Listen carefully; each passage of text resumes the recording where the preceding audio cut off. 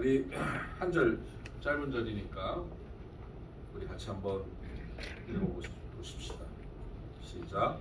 들에 있는 진영과 모든 백성들이 공포에 떨었고 부대와 요략군들도 떨었으며 땅도 진동하였으니 이는 큰 떨림이었더라. 아멘.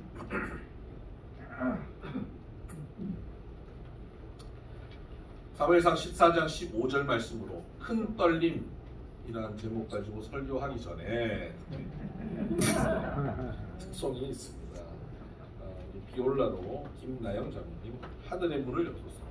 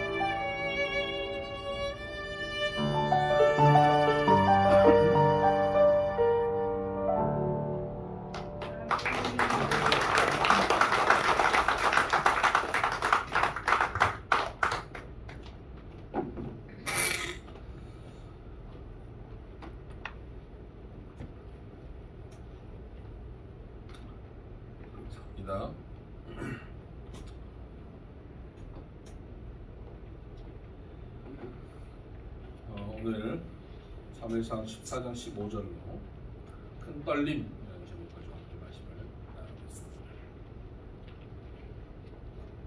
제가 미국에서 사역할 때 제 이웃교회 집사님이었는데 그분이 저와 간혹 만나서 교제하던 분이었습니다만 어느 날 이제 20살이 된 아들이 친구들과 차를 타고 나갔다가 낭떠러지에 떨어져서 사망하는 그런 사건을 겪게 됩니다.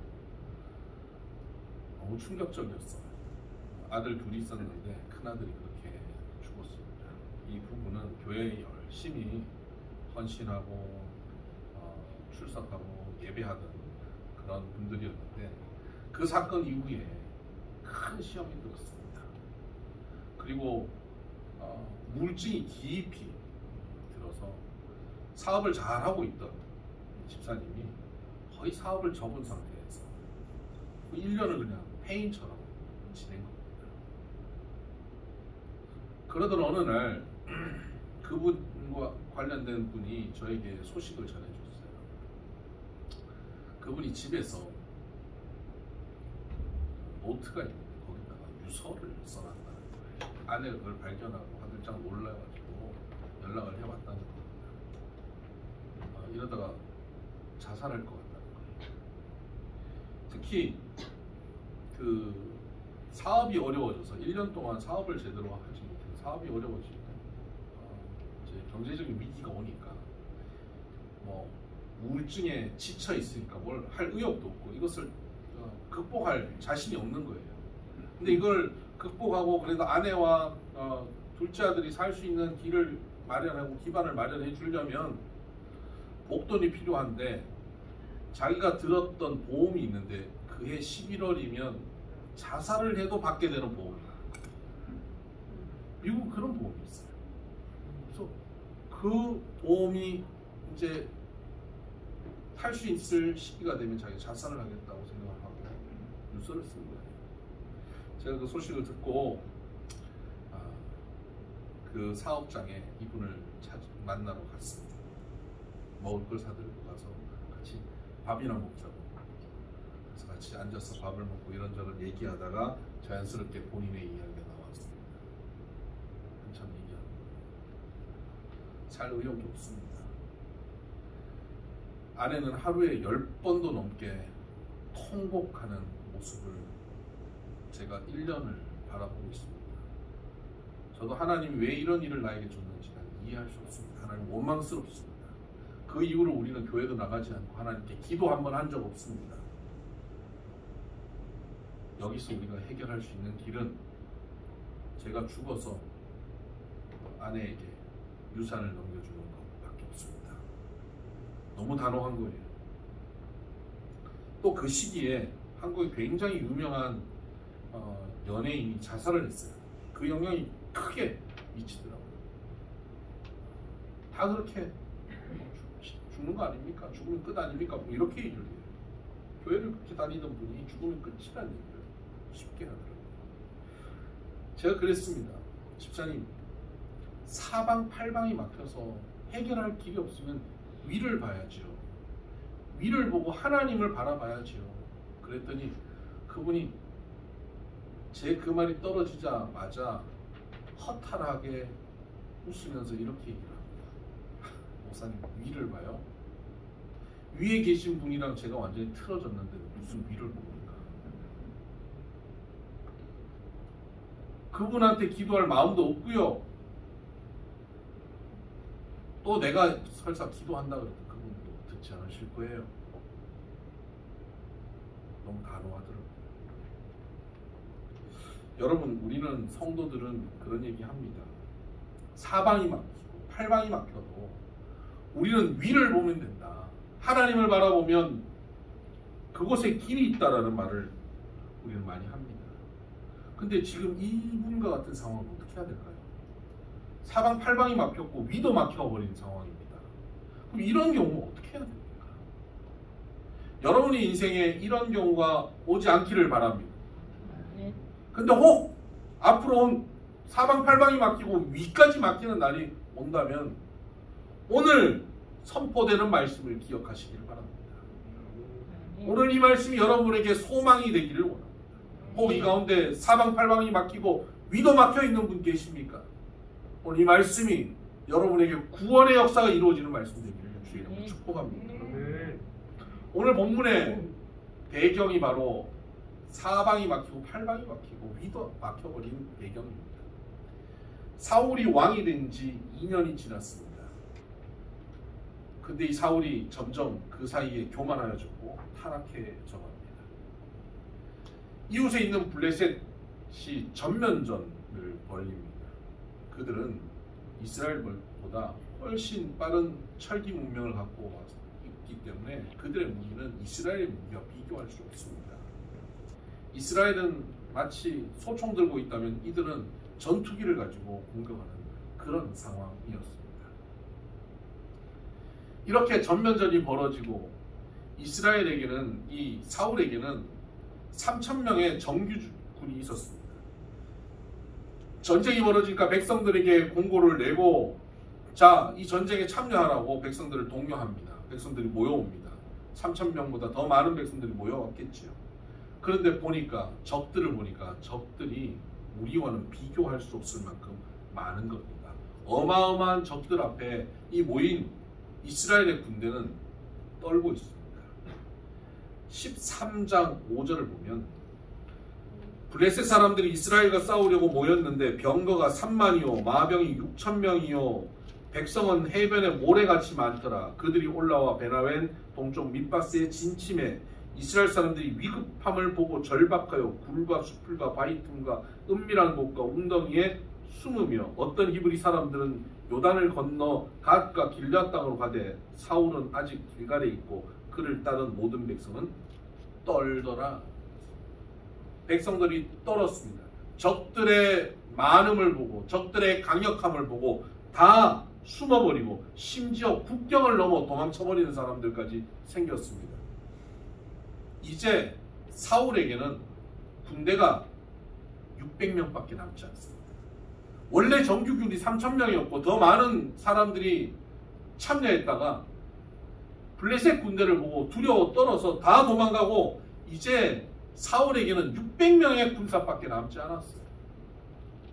사방팔방이 막혀버린 겁니다.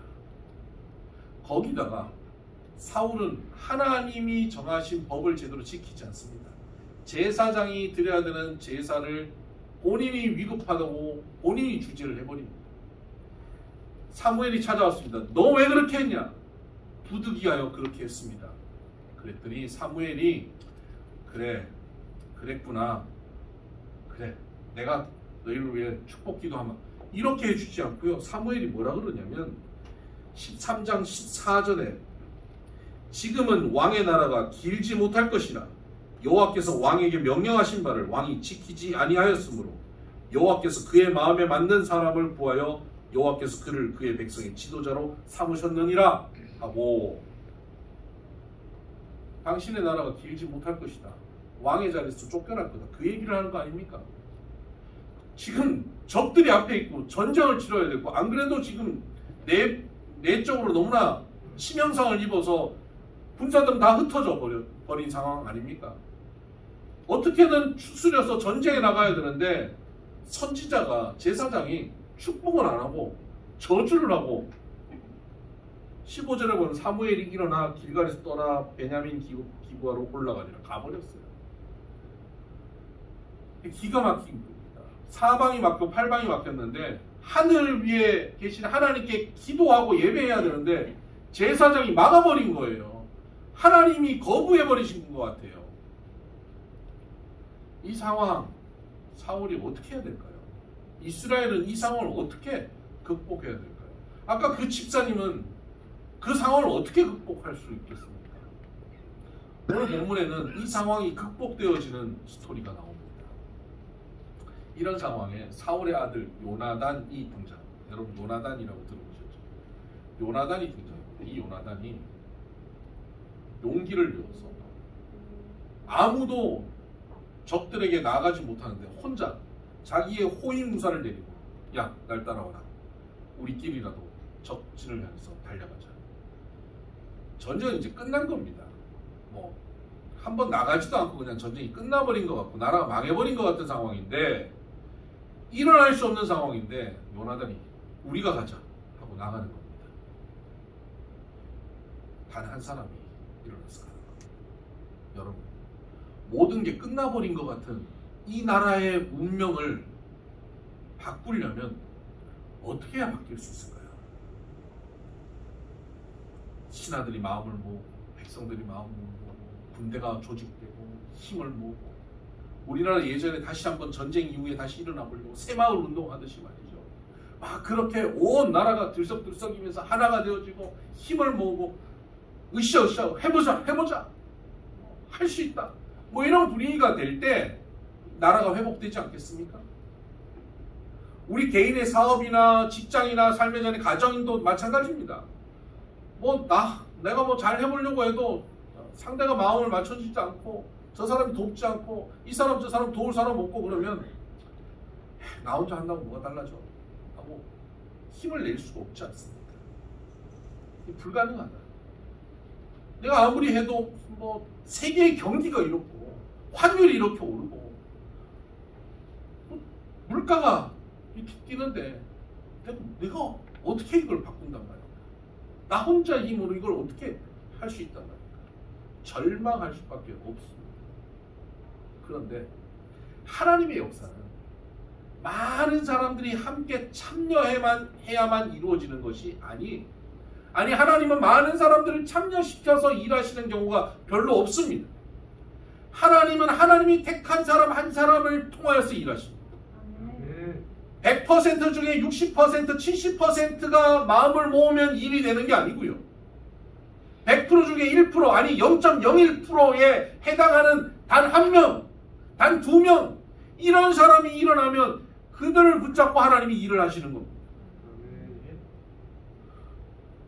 14장 8절을 보면 요나단이 이렇게 말합니다.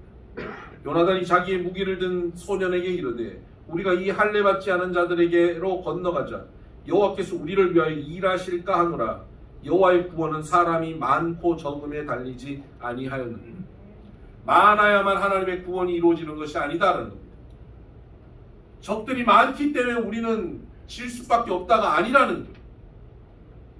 하나님의 일하심은 거기에 있는 게 아니라는 거예요. 여기서 하나님의 일하신다라고 하는 하나님의 일하심이라고 하는 이 단어는 아사라고 하는 단어입니다. 하나님이 일하시는 데는 두 가지의 단어를 쓰시는데요. 바라라고 하는 단어가 있고 아사라고 하는 단어가 있습니다. 하나님이 뭔가를 창조하실 때 바라라고 하는 단어를 씁니다. 창세기 1장에 빛이 있으라 하면 하나님이 천지를 창조하시잖아요. 그때 바사를 쓰십니다. 이 바사는 뭐냐면 없는 가운데 있게 만드는 것. 무에서 유를 창조할 때 바사를 씁니다. 바라를 씁니다. 그런데 그러고 난 다음에 하나님께서 그 다음에 이 땅에 무언가를 만드실 때 그때는 아사를 쓰십니다. 왜냐하면 빛이 있으라 그러고 물질이 생기고 나니까 그 다음 그 물질을 가지고 하나님께서 창조를 계속 열어가실 때 그때는 아사라고 하는 단어를 쓰십니다. 여기 이 본문에 나오는 여호와께서 우리를 위하여 일하신다라고 하는 이 일하신다라고 하는 단어는요 아사입니다. 하나님이 아무도 없는 가운데 하나님 혼자 독단적으로 일하시는 게 아니라는 거예요. 하나님은 요나단과 함께 일하신다. 나중에 저기 14장 후반부 45장 5절에 보면 그 백성들이 그 45절 후반부에 보면 이렇게 말합니다. 그가 오늘 하나님과 동역하였음이니이다. 요나단이 하나님과 동역했다는 거예요. 그게 아사한 거예요. 하나님은 요나단과 함께 아사하셨어요. 그때 하나님의 역사가 일어납니다. 여러분 하나님은 오늘 하나님과 동역할 사람을 찾고 계십니다. 나라가 위기 가운데 처할 때 하나님은 이 나라를 살릴 수 있는 100만, 1000만의 백성들을 모으는 게 아니에요. 단 한 사람, 하나님의 손에 붙잡히는 한 사람을 찾으시는 거예요. 교회가 부흥할 때 하나님은 단 한 사람을 통하여 역사하십니다. 여러분 가정의 문제를 해결하는 것은요 가족 공동체 구성원 전부가 마음을 모아서 하나가 될 때 이루어지는 게 아니라 딱 한 사람, 엄마 한 사람, 아빠 한 사람, 자녀 한 사람의 마음을 하나님께 붙잡히면 그 사람을 통해서 변화가 일어납니다. 여러분의 사업체도 마찬가지고 직장도 마찬가지고 여러분 오늘 요나단은 그렇게 하나님께 붙잡힌 한 사람이 된 것입니다. 하나님께 붙잡혀서 하나님께 쓰임받습니다. 그래서 이 역사는 뒤집어집니다. 어떻게 뒤집어지냐면 15절 보십시다. 아까 우리가 읽었던 14장 15절. 들에 있는 진영과 모든 백성들이 공포에 떨었고 부대와 노략군들도 떨었으며 땅도 진동하였으니 이는 큰 떨림이었더라. 블레셋 진영의 떨림입니다. 아까 블레셋의 군대를 보고 이스라엘 사람들이 어땠습니까? 떨었다 이렇게 말씀하잖아요. 이스라엘 사람들이 떨어서 그걸로 어려움이 시작됐는데 요나단 한 사람의 헌신, 요나단이 하나님과 함께 일함을 통하여서 이 우리의 떨림이 적들의 큰 떨림으로 바뀌어버리는 거예요. 두려움으로 떨고 있는데 오히려 한 사람이 하나님과 함께 일하니까 적들이 큰 떨림으로 두려워하게 된 것입니다.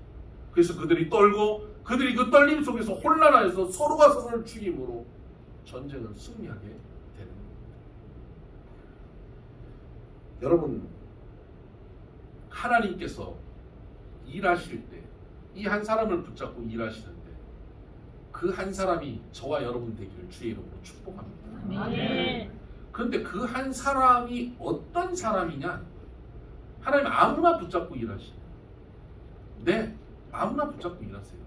그런데 그 아무나의 능력, 여기서 아무나라고 하는 것은 우리는 어떤 사람이 학벌도 있어야 되고 어떤 사람이 돈도 많아야 되고 건강함도 있어야 되고 인물도 좋아야 되고 그런 배경도 있어요. 이런 것들이 요구되지 않습니까? 국회의원을 뽑거나 대통령을 뽑아도 그러잖아요. 그런데 하나님께서는 그런 것들을 보지 않는다. 그런 면에서 아무나 뽑으셔요. 베드로는 아무나였어요.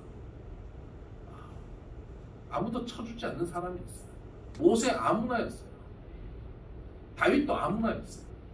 근데 이 사람들의 하나님께 쓰시는 사람들의 특징이 있는데 이들의 특징은 뭐냐면 관점이 변하는 사람들. 관점이 바뀌어요. 사람들은 이 블레셋을 봤을 때 입이 쩍 벌어지는 거야. 전차가 몇 대야? 저 사람들 기골이 장대하네. 저 특수부대 봐. 우리는 이렇게 초라한데? 적들의 많음과 우리의 적음을 바라보면서 그것으로 끝나버립니다. 사람들의 관점은 그걸 보고 끝나버려요. 여러분 사업을 해도 가정을 바라봐도 어떤 환경, 사건, 여건 이렇게 보면서 이건 안 돼. 끝나버렸어. 이건 끝이 안 돼. 접어버릴 때 있잖아요. 이건 희망이 없어 라고 절망할 때 있잖아요. 근데 요나단은 그렇게 하지 않았어요. 여호와의 구원은 사람의 많고 적음에 있지 않다 라고 사람들의 관점과는 달리 봐요. 그리고는 이 할례 받지 않은 자들에게 건너가자 라고 말합니다. 저들은 많은 것이 중요한 게 아니라 사람들은 저들이 많다에 주목하지만 요나단이 주목한 건 저들은 할례 받지 않았다에 주목한 거예요. 할례 받지 않았다는 것은 다시 말하면 하나님이 그들과 함께 하지 않는다는 뜻이에요. 우리는 할례 받았다. 하나님이 우리와 함께 하신다. 요나단의 관점은 적들이 많으냐? 우리가 적으냐?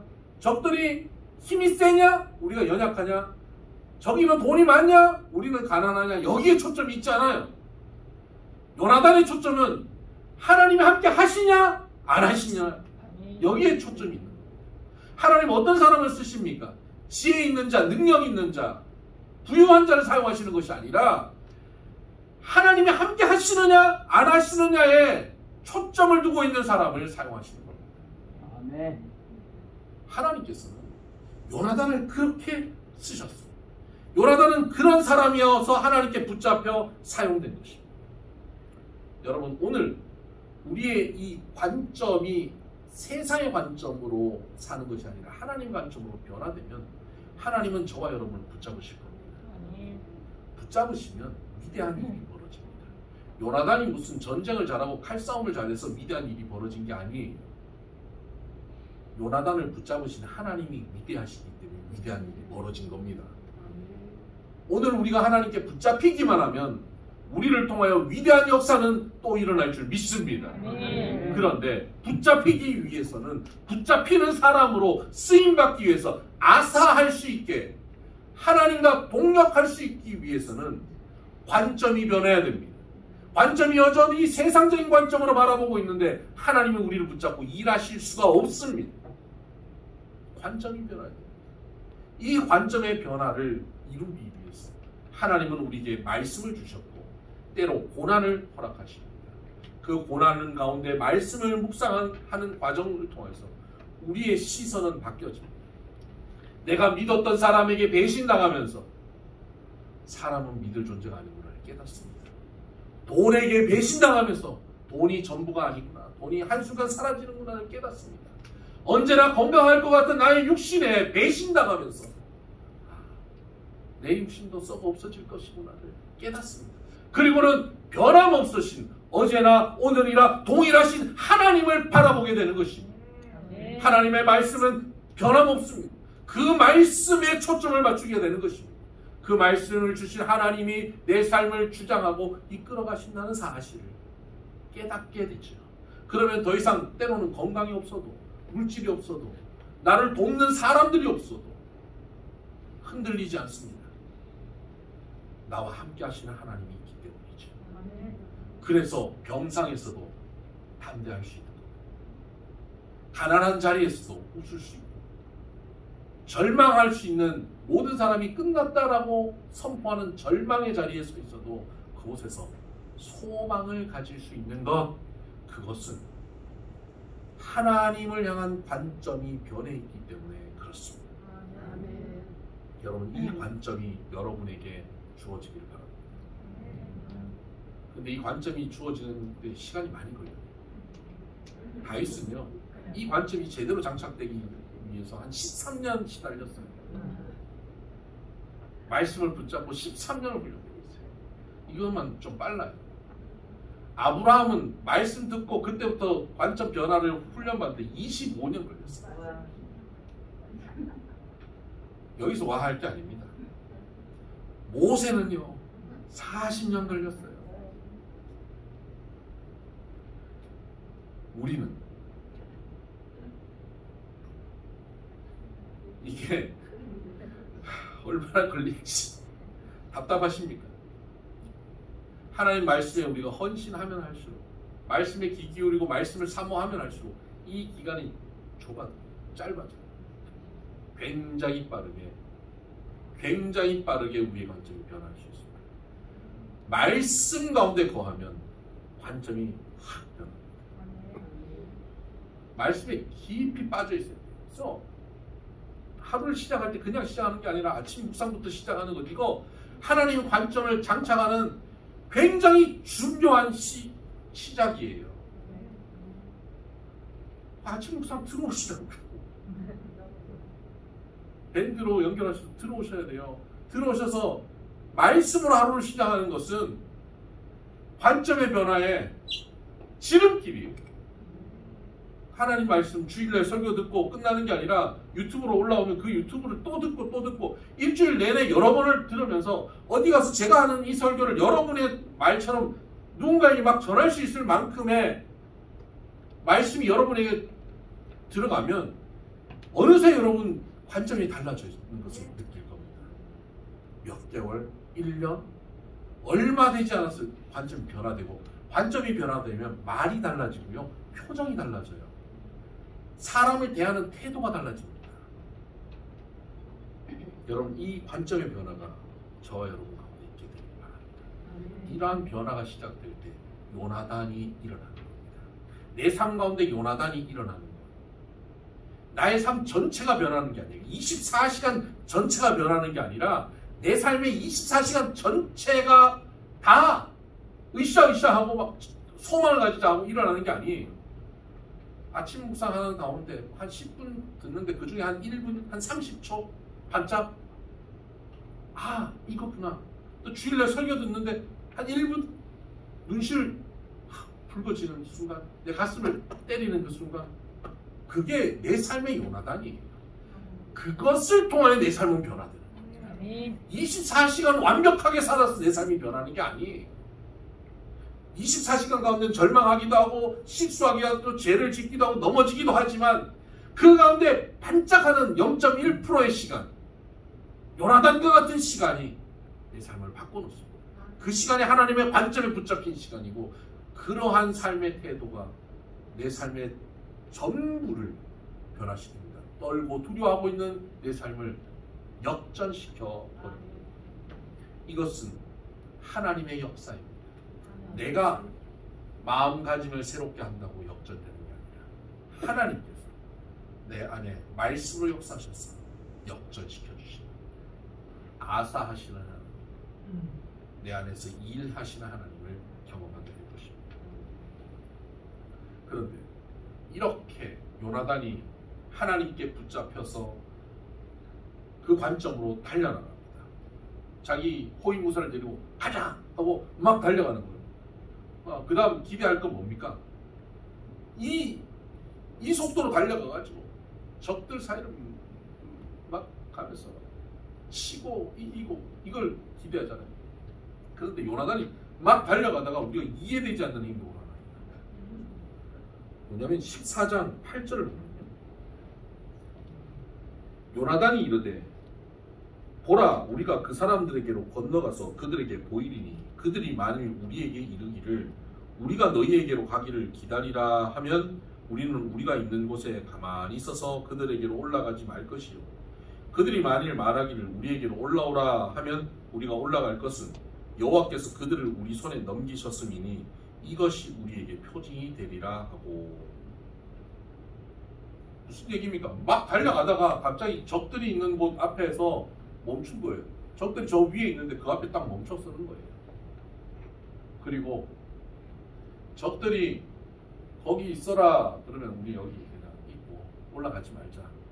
그럼 이거는 우리가 올라가는 게 이게 하나님 뜻이 아니다. 올라오라 그러면 이게 하나님 뜻이구나 하고 올라가서 전쟁하자. 이게 표징이 될 것이다. 이게 뭡니까? 하나님 말씀 붙잡고 하나님이 함께 하신다 그러고 소망을 가지고 모두 다 패배감에 잡혀 있는데 일어나 가자 하고 달려왔는데 바로 눈앞에서 멈춰서 가지고 주저하고 있는 겁니다. 왜 이럴까요? 이것이 바로 믿음의 사람의 모습입니다. 믿음의 사람은 하나님과 함께 일하면서 달려가다가 어느 시점에 멈춰야 돼요. 멈추고 정말 이것이 내 생각이나 내 열정이나 내 기분에 따라서 움직이는 것이 아니고 이것이 정말 하나님의 뜻으로 내가 움직이는 것인지에 대해서 점검하는 시간이 꼭 필요합니다. 사람들은 막 헌신하겠습니다. 달려가겠습니다. 하다가 어려움이 딱 겪어지면요. 문제가 생기면 사람들이 어떻게 하냐면 이거 아닌가 보네요. 그리고 돌았습니다. 선교도 막 달려가서 내가 선교사로 헌신하겠습니다. 갔다가 현장에서 어려워지면 이게 아닌가 보네요. 돌았습니다. 자기 열정으로 하는 거죠. 자기 감정으로 막 결정하고 가는 거예요. 근데 거기에 하나님 뜻이라고 하나님 뜻을 거기다가 첨가시킨 거예요. 그런 사람은 어려움 벌어지면 돌아섭니다. 그런데 보세요. 달려가다가 잠시 멈추고 이게 진짜 하나님 뜻인지 아닌지를 확인하는 거예요. 확인했는데 요나단을 향해서 적들이 올라와라. 그러니까 이거 하나님의 표징이다. 올라가자 하고 올라가면 어려움이 벌어져도 하나님이 올라오라고 한 게 명확하기 때문에 흔들림 없이 계속 싸워나갈 수 있는 거예요. 이때 가지는 자세가 뭐냐면 담대함. 성경에는 담대하라고 하는 단어가 여러 번 나오는데요. 여호수아에도 강하고 담대하라고 그러잖아요. 담대하라 할 때 이 담대함이라고 하는 단어가 아메츠라고 하는 단어예요. 이 아메츠라고 하는 단어 무조건 담대해라. 걱정 없이 담대하게 밀어붙여라. 이 담대함이잖아요. 근데 그 담대함이 어디서 오냐면 아메츠라고 하는 단어는 어떤 뜻을 내포하고 있냐면 테스트하고 실험하고 확인 절차를 거쳐서 그 위에 붙게 서는 거예요. 돌다리도 두들겨보고 지나가잖아요. 두들겨보고 지나가면 안전하구나 하고 흔들림 없이 가요.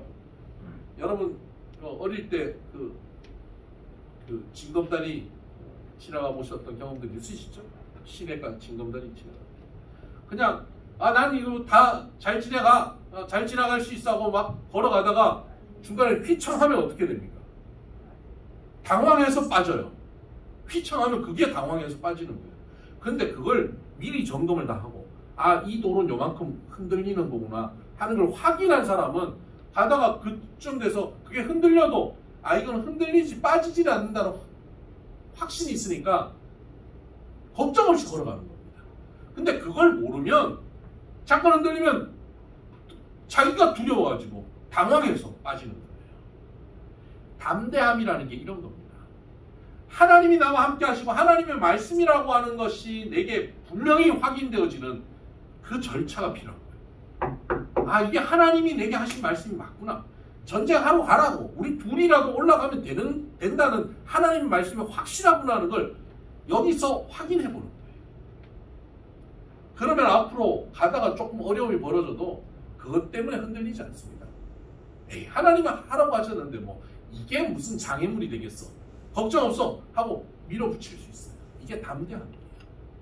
믿음의 사람은 이 담대함이 있어야지 자기 마음의 확신, 자기 어떤 주장, 자기의 기분에 따라서 자기 열정으로 가면 안 된다는 겁니다. 그래서 저는 이것을 성도들에게 적용할 때 간혹 이런 표현을 합니다. 결정적인 순간에 칼자루를 상대방에게 넘기십시오.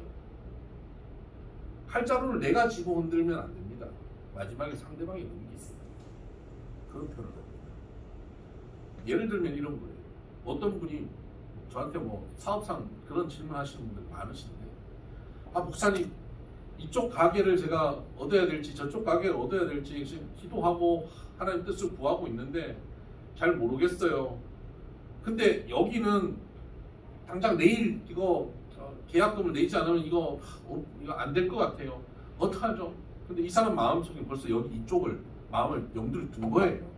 하나님 뜻을 구하고 있지만 자기의 뜻은 이미 여기고 여기 하나님의 뜻이 오기를 바라고 그 하나님의 뜻이라는 것을 저를 통해서 확인하고 싶은 거예요. 그러면 내일 그거 계약금 내야 되면 빨리 내세요. 제가 얘기하면 이거 하나님 뜻이구나 하고 내고 싶은 거예요. 그렇게 말해 주세요. 하고 저를 바라보고 있어요. 그때 저는 그렇게 얘기합니다. 성도님, 이게 하나님이 주시는 가게면 내일 계약금을 안 내도 하나님 주실 겁니다. 그렇지 않습니까? 그러니까 그 계약 당사자 그 사람의 마음이 내일 계약금을 안 내도 할 수 있도록 그 마음을 하나님께서 움직여 주시도록 하세요. 기다리세요. 칼자루를 내가 쥐고 내가 빨리 계약해가지고 이것을 내가 결정해서 가지지 말고 상대방한테 칼자루를 넘기세요. 그래도 이 가게가 성도님에게 보면 이건 하나님이 주신 겁니다. 그러면 이 가게를 하다가 앞으로 어려워져도 흔들림 없습니다. 왜? 하나님이 주신 겁니다. 하나님이 하라고 하신 걸음이니까 담대하게 갈 수 있는 거예요. 여러분, 우리는 이 담대함으로 가야 됩니다. 요나단은 이 담대함으로 걸어갔습니다. 그래서 두 사람은 하나님의 표징을 확인하고 담대하게 올라갑니다. 올라가서 흔들림 없이 전쟁을 치릅니다. 반나절 동안 그들이 20명을 죽입니다. 여러분, 적들이 모래알처럼 많은데 20명 죽인다고 뭐가 달라지겠습니까? 반나절 동안 열심히 싸웠는데 나 한다고 최선을 다했는데 그건 20명 죽인 거예요. 이걸로 전세는 바뀌지 않아요. 이게 뭐야? 하고 절망하지 않습니다. 하나님이 함께 하시고 하나님이 말씀하셔서 내가 오늘 최선을 다했는데 그 최선의 결과가 별거 아니어도 별거 아닌 그 일을 하나님이 하게 하셨다면 그 별거 아닌 그것을 통하여 하나님은 하나님의 위대한 역사를 이루신다는 사실을 믿으시길 바랍니다. 아멘. 내가 하는 이 일이 너무나 초라하고 이거 한다고 뭐 어느 세월에 이게 바뀌겠나 라는 생각을 할지라도 조급하지 마세요. 하나님께 내가 쓰임받고 있으면 그 20명 정도밖에 안 되지만 그 일을 하고 있으면 어느 날 하나님께서는 하나님의 방법으로 바꿔놓습니다. 하나님의 역사가 그 그렇게 벌어지는 저와 여러분의 삶이 되기를 주의 이름으로 축복합니다. 아멘. 기도하십시다. 하나님 아버지 감사합니다. 좌우 사방 팔방이 막히고 하늘이 막혀버린 것 같은 상황에 주님, 모든 것이 가능성이 없고 희망이 없는 가운데 우리 안에 0.01%에 해당하는 아주 작은 곳에 하나님 말씀을 허락하시고 하나님의 이 소망의 빛을 허락하여 주시옵소서. 요나단과 같은 그 작은 변화가 내 안에 일어나게 하여 주시옵소서. 24시간 중에 단 1분, 단 몇 초라도 하나님의 음성이 들려지는 시간이 우리에게 있게 하여 주시고 그 작은 변화를 통하여 우리가 하나님과 동력되어지고 하나님께서 내 안에 일하심이 시작되게 하여 주시옵소서. 하나님, 우리 성도들의 가정과 사업장과 삶의 자리를 주님께서 붙잡으셔서 이들이 그 자리에 요나단 같은 역할을 하게 하여 주셨어요. 모두 다 안된다, 어렵다, 불가능하다 하는 그것을 하나님과 함께함으로 가능함으로 바꿔놓는 역사가 있게 하여 주시옵소서. 하나님의 말씀 안에 관점이 바뀌게 하여 주셔서 하나님이 붙잡으시는 사람 되게 하여 주시고 걸어가면서 내 열심과 내 노력이 아니라 하나님이 주시는 확신, 하나님이 주시는 표징을 가지고 담대하게 흔들림 없이 걷는 우리들 되게 하여 주옵소서. 아멘. 이 모든 말씀 예수님 이름으로 기도드립니다. 아멘. 찬송가 357장 함께 찬양하십시다.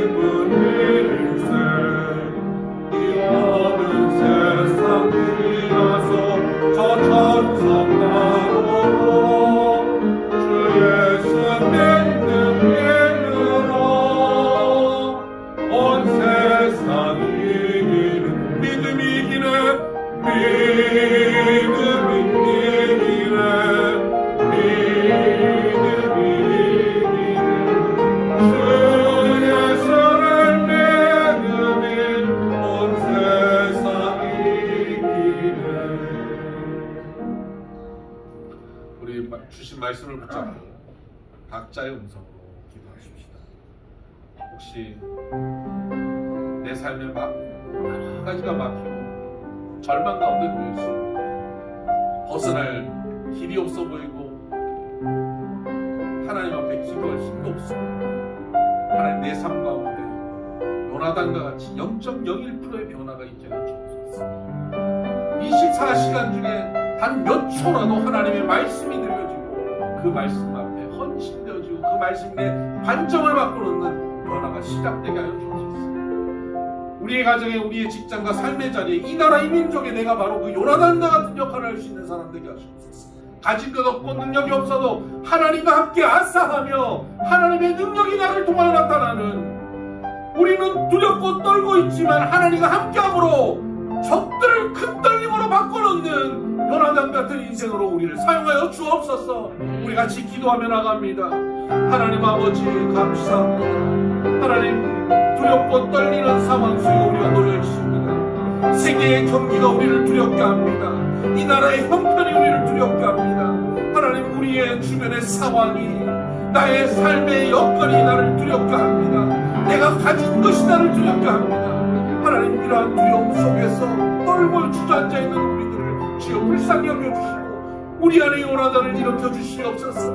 하나님 아버지, 단 몇 초라도, 매일 그 몇 초라도 주님의 음성이 들려지게 하여 주셔서 작은 요나단의 변화가 우리에게 일어나게 하여 주시고, 하나님, 이 시대에 우리가 요나단이 되게 하여 주셔서 하나님의 손에 붙잡혀 일하는 아싸하는 사람 되게 하여 주시옵소서. 그저 달려가지 않게 하시고 하나님 말씀을 확증하고 확정하여 담대함으로 흔들림 없이 달려가 승리할 수 있는, 적들을 큰 떨림으로 바꿔놓는 하나님의 사람들 되게 하여 주시옵소서. 하나님 아버지, 두렵고 떨리는 삶을 살아가고 있지만 그 두려움과 떨림 속에 주저앉아 있지 않게 하여 주시고, 우리 안에 주님 요나단과 같은 작은 변화를 허락하여 주시므로 주님 일어나게 하여 주시고 주님 손에 붙잡혀 쓰임받는 우리들 되게 하여 주시옵소서. 우리 한 사람의 작은 변화와 움직임을 통하여 우리의 가정과 직장과 사업장과 이 나라 이 민족이 변화되어질 수 있도록 주여 우리를 요나단과 같이 사용하여 주시옵소서. 우리가 가는 곳이 우리 때문에 두려움이 적들의 큰 떨림으로 바뀌어지게 하여 주시옵소서. 하나님 아버지, 우리의 간절한 기도에 주님 응답하여 주시고 주님이 오늘 우리와 함께 하심을 날마다 확인하고 표징으로 가져서 담대함으로 흔들림 없이 걸을 수 있는 우리 모두 되게 하여 주옵소서. 귀한 예물 주님 앞에 바칩니다. 10의 1조 감사의 제목, 선교의 제목, 마음의 소원을 담아 주님 앞에 드리오니 주님이 예물 기뻐 받으시고 하늘의 상급을 우리에게 부어주시옵소서. 하늘 창고문을 여시고 이 땅에 쌓을 곳이 없도록 부어주시고 예물이 쓰이는 곳마다 주의 뜻 이루어지게 하여 주시옵소서.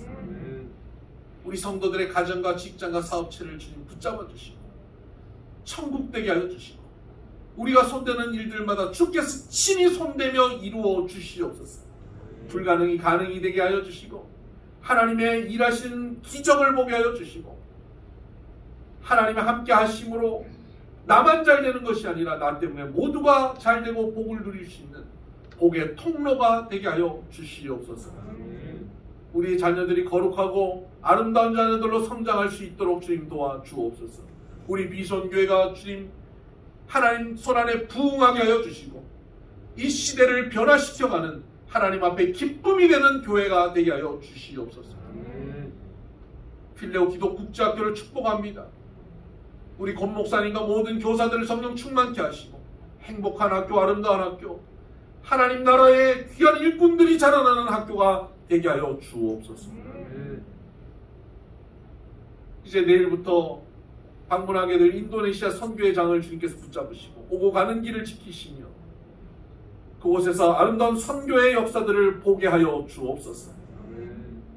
우리가 선교의 역사에 어떻게 참여해야 할지 우리 비선교회에 가야 할 길을, 선교의 길을 분명히 알려 주옵소서. 또 한 주간 주와 함께 걸어가기를 원합니다.